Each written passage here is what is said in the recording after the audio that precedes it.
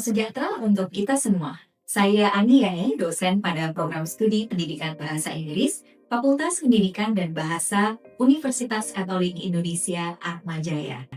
Dalam video ini, saya akan menjelaskan penyelenggaraan mata kuliah pengantar TIK untuk pendidikan yang mencakup delivery, interaction, dan assessment sesuai dengan rencana pembelajaran semester atau RPS. Mata kuliah ini memberikan pemahaman mendalam tentang tujuan, manfaat, dan dampak teknologi informasi dan komunikasi atau TIK dalam dunia pendidikan. Topik-topik penting yang dibahas meliputi keterampilan abad 21, literasi digital, plagiarisme, evaluasi informasi digital, penulisan akademik berbasis sumber digital, penggunaan aplikasi pendukung seperti Mathmatic, Turnitin, Grammarly, Mendeley, Office 365, Nearpod, Mentimeter, dan aplikasi pembelajaran lainnya. Pembuatan konten dan video pembelajaran dengan Canva dan Pautu, serta tema lanjutan seperti pembelajaran jarak jauh, gamifikasi, media sosial, dan kecerdasan buatan atau AI dalam pembelajaran. Mahasiswa diharapkan mencapai 5 capaian utama, antara lain memahami konsep dasar TIK dan pentingnya dalam pendidikan, mampu mengakses, mengevaluasi, dan menggunakan informasi secara digital dengan bertanggung jawab, beradaptasi dan mengimplementasi strategi pembelajaran jarak jauh, menguasai aplikasi digital untuk menciptakan konten pendidikan, dan menerapkan prinsip gamifikasi, media sosial, dan AI dalam pembelajaran. Perkuliahan dilaksanakan secara luring dan daring. 12 pertemuan tatap muka dan 2 pertemuan sinkronus yang dilaksanakan menggunakan Microsoft Teams. Pertemuan daring dilaksanakan untuk mendukung pemahaman konsep dan simulasi pembelajaran jarak jauh. Pendekatan yang digunakan mencakup pembelajaran kooperatif dan kolaboratif, simulasi dan presentasi kelompok, aktivitas berbasis proyek atau project-based learning, diskusi kelas, dan refleksi. Pembelajaran juga didukung oleh platform digital seperti Moodle, Microsoft Teams, Microsoft Forms, Genially, dan lainnya. Interaksi antara dosen dan mahasiswa difasilitasi melalui diskusi kelas langsung, forum tanya jawab melalui LMS dan Teams, umpan balik terhadap tugas presentasi video dan esai, serta konsultasi selama jam kuliah. Interaksi antar mahasiswa diperkuat lewat kolaborasi kelompok, peer feedback, dan kegiatan reflektif. Sistem penilaian mencerminkan pendekatan berbasis kinerja dan kolaborasi. Komponen dan bobot penilaian meliputi tugas mandiri yang berbobot 25%, yaitu meliputi presentasi kelompok, artikel individu, dan esai kolaboratif kelompok. Tugas mandiri yang kedua berbobot 35%, meliputi presentasi dan simulasi kelompok, presentasi gamifikasi, konten pembelajaran media sosial, dan presentasi mengenai pemanfaatan AI dalam pendidikan. Ujian tengah semester akan berbobot 25%, lalu merupakan penilaian akan storyboard dan video pembelajaran, sementara ujian akhir semester berbobot 15%, yang merupakan esai reflektif individu. Setiap tugas dinilai berdasarkan indikator seperti pemahaman materi, kedalaman analisis, kualitas media, partisipasi, dan orisinalitas. Cuplikan berikut merupakan dokumentasi proses pembelajaran pada pertemuan ketiga yang mencakup topik plagiarisme dan evaluasi sumber digital. Dalam pertemuan ini, mahasiswa mempelajari definisi dan jenis-jenis tindakan plagiasi serta cara menghindarinya, menganalisis dan mengevaluasi sumber digital yang kredibel dan valid, berdiskusi dalam kelompok kecil dan menjawab studi kasus, dan berdiskusi dan melakukan klarifikasi materi bersama dosen. Penilaian dilakukan berdasarkan pemahaman terhadap konsep plagiarisme dan evaluasi sumber, kualitas presentasi, dan kolaborasi tim. A very good morning, everyone. Good morning. Good morning, Hannah. I hope you get energized as we discuss today's material. Yeah. Of course. This is very close to what you're doing every day. Hopefully, you learn something from today. Before we start anything, I'd like you to solve this riddle for me. The answer is one word. Amin, can you read this first? No credit given, none inside. None inside. Yet I carry them as my right. Thank you very much, Jessica. in exact rules of things you say and sell your work and walk away. What am I? Plagiarism. Plagiarism? Copy. Copying? The answer is plagiarism. That's very good. This is what we need to be really careful with. Now, our lesson today, we're going to try to understand what is plagiarism and what are the types of plagiarism. There are so many types of plagiarism, okay? And then we're going to try to understand how to avoid that. I'd like you to go to our e-learning, everyone. We're going to discuss about digital literacy. Now we're living in a world where technology is taking over our lives. Is it? Yes, ma'am. Has it taken over your lives? Yes. Yes, of course. How so? Social media. Social media, AI. AI, the very thing you're holding right now, And for your cell phone, gadget. laptop. Right. So technology is indispensable, right? Now, one thing that we can do so that we're not controlled by it is by understanding how it works. So one of the ways is by understanding plagiarism. Now, I'd like you to work in pairs or in threes. All right. I'd like you to find the definition of plagiarism and the types of plagiarism. Okay, I'm gonna give you a couple of minutes to discuss. You can browse if you need to.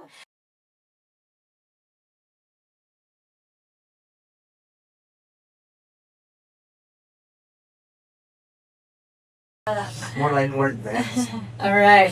So there are so many sources online, right? Yes.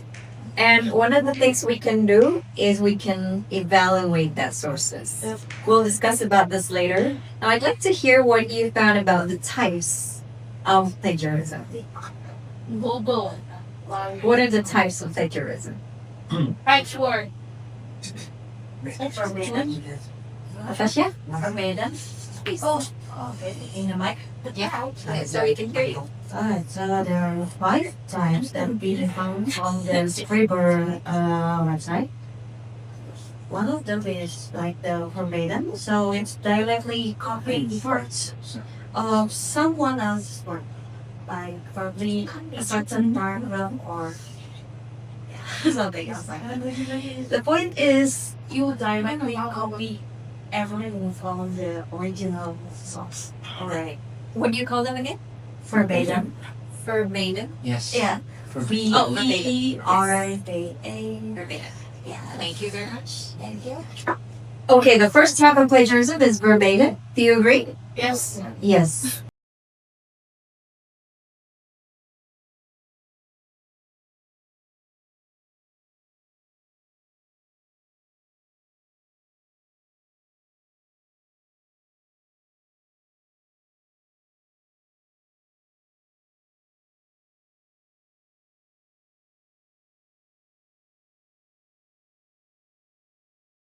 So this is what we call SIFT. There are 4 strategies here, 4 action verbs, right? The first one is stop.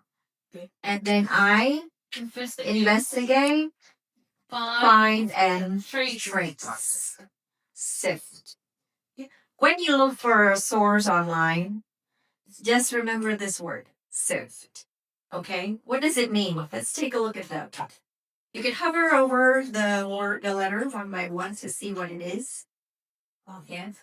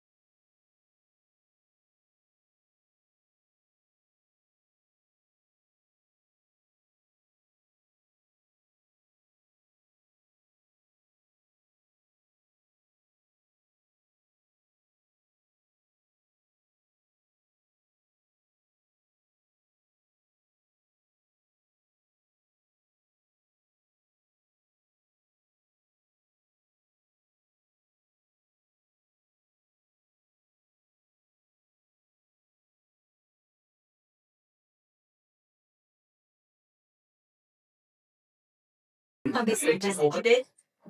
2? 3. Then 3. 3? And you got nothing. No, what? So, investigating, right? So the key is to search, to find. Yeah.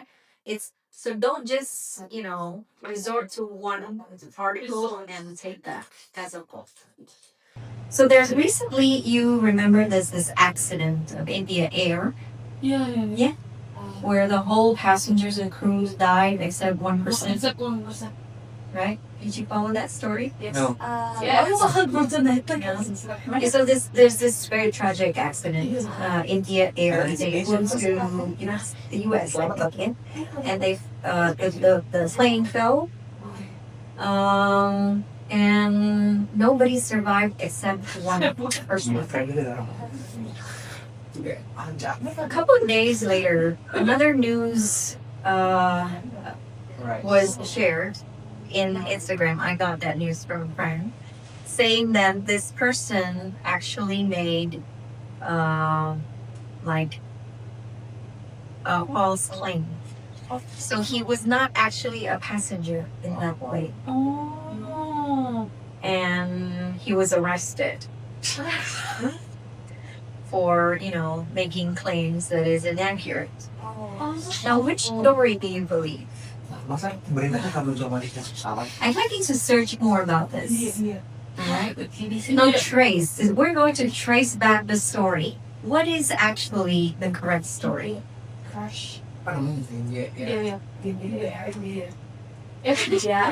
India Air accident. One person survived. One man survived. Which was Omar Ramesh? Yeah. Because it's your guy now. Crash. It's from the BBC.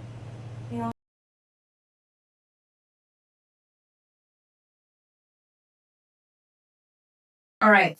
I'd like you to prepare a short presentation about this. Oh my god. In a group of 4 or 5. Okay? Tell us the story, the real story, and what you found. Which sources you could get those information from. Okay? Alright. He's from He's wash.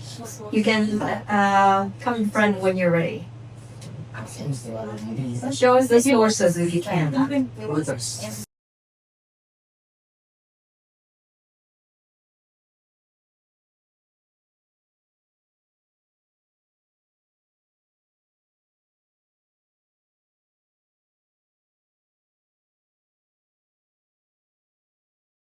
Alright, so there are 2 sources I found. First is about the news of the crash itself. So this is from CNN, so I believe that we can trust this source. So basically the news is about how the crash happened and that there's a survivor. And this is a pretty valid news, I think. I haven't read the whole thing. Yes, but because it's from CNN. And I think the logic and behind the story is there CNN wouldn't possibly post a news like this to state that there's a survivor without the manifest of the airplane itself. Because if this guy is not a real survivor, then who is this guy? And why wouldn't he show up in the news? Like, it's gonna be just any guy. And then the second news is from Reuters. This is about the fact check of the thing that this guy was not the survivor. And then there's this statement here, which one? There's no evidence that Ramesh was arrested. This is the arresting, blah blah blah blah blah. And then about the TikTok video that's deleted, everything is fake. So there's a TikTok video that posted that says that the guy surviving is fake thing. But then the video was deleted. Sad, see? And there's no real source about that. And then the verdict from Reuters explained that there's no evidence about this guy being arrested. So at the end, it's a fake. So this guy is really the survivor of the airplane in the air. That's it. Alright. Thank you. And being on the interview. What about the other group? Do you agree? Hindi ko kaya mo sa iba to. Yeah.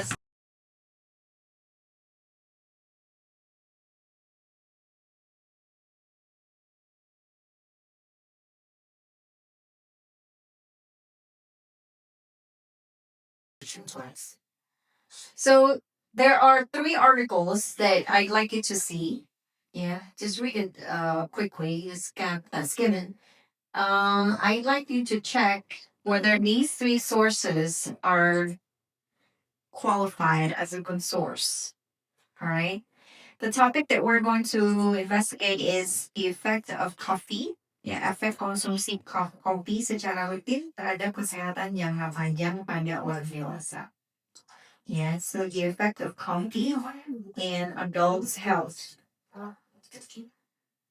So once you've read the source, I'd like you to evaluate, to rank it 1 to 3. 1 being the lowest quality and 3 is the highest. Okay? So of these 3 sources, which one is the highest and which one is the lowest?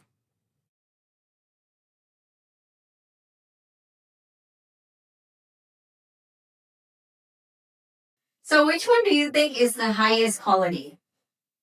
Third one. Source 1.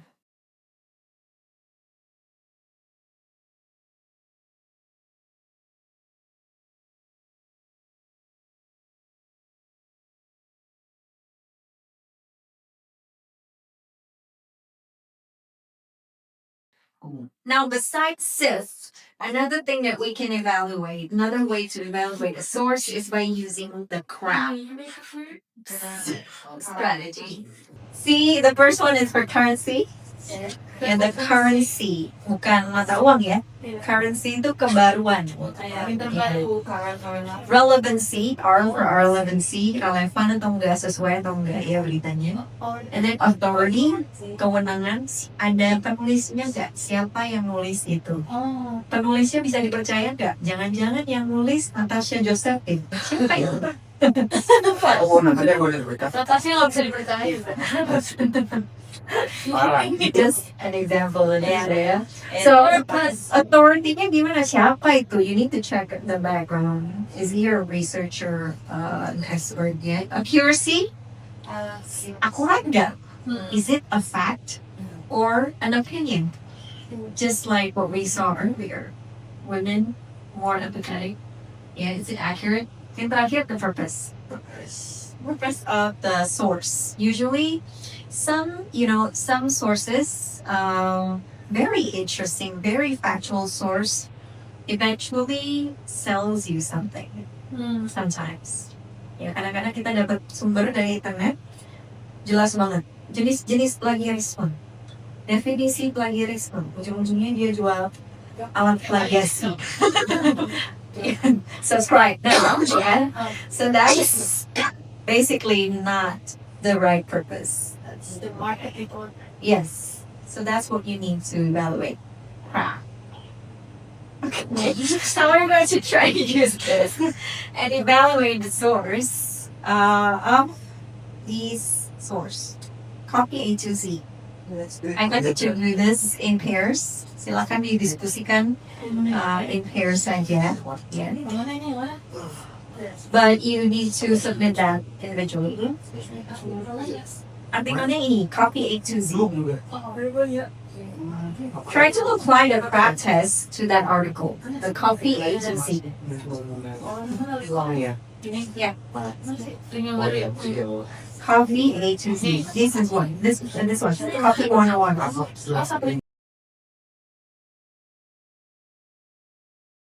Number 1. Yes. Currency?